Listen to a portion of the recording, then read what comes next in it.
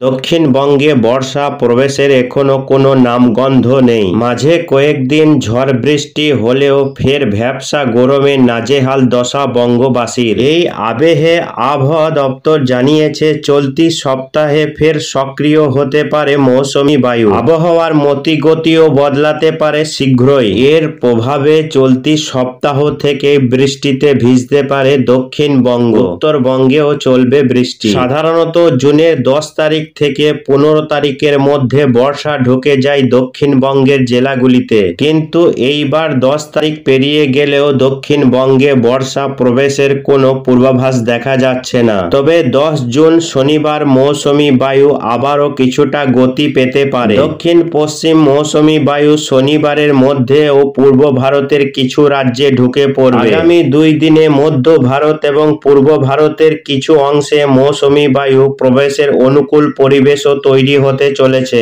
তাছাড়া মৌসুমী অক্ষরেখা উড়িষ্যা ছত্তিশগড় হয়ে বঙ্গোপসাগর পর্যন্ত বিস্তৃত।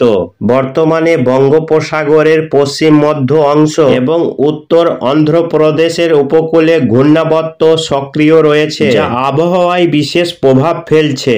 অন্যদিকে উত্তর উড়িষ্যার ঘূর্ণাবর্ত ক্রমেই দুর্বল হয়ে পড়েছে। দেশের মূল ভূখণ্ডে প্রবেশের পর প্রায় 15 দিনের জন্য নিষ্ক্রিয় থাকার পর এবার মৌসুমী বায়ু পুনরায় সক্রিয় হতে শুরু করেছে। আগামী 14 জুন থেকে পূর্ব মধ্য ভারতের সংলগ্ন অঞ্চলে মৌসুমী অক্ষরেখা গতিশীল হয়ে উঠবে। এই পরিস্থিতির কারণে 16 থেকে 19 জুনের মধ্যে দক্ষিণবঙ্গে বর্ষার আগমন শুরু হতে পারে। তবে বর্ষার কাঙ্ক্ষিত পরিমাণ বৃষ্টি পাওয়ার জন্য আরো কিছুদিন অপেক্ষা করতে হবে, যা সম্ভবত 22 থেকে 24 জুনের মধ্যে শুরু হবে বলে প্রাথমিক পূর্বাভাস পাওয়া যাচ্ছে। সপ্তাহ থেকে বৃষ্টিতে ভিজতে পারে দক্ষিণবঙ্গ। উত্তরবঙ্গেও চলবে বৃষ্টি। সাধারণত জুনের 10 তারিখ থেকে 15 তারিখের মধ্যে বর্ষা ঢুকে যায় দক্ষিণবঙ্গের জেলাগুলিতে, কিন্তু এইবার 10 তারিখ পেরিয়ে গেলেও দক্ষিণবঙ্গে বর্ষা প্রবেশের কোনো পূর্বাভাস দেখা যাচ্ছে না। তবে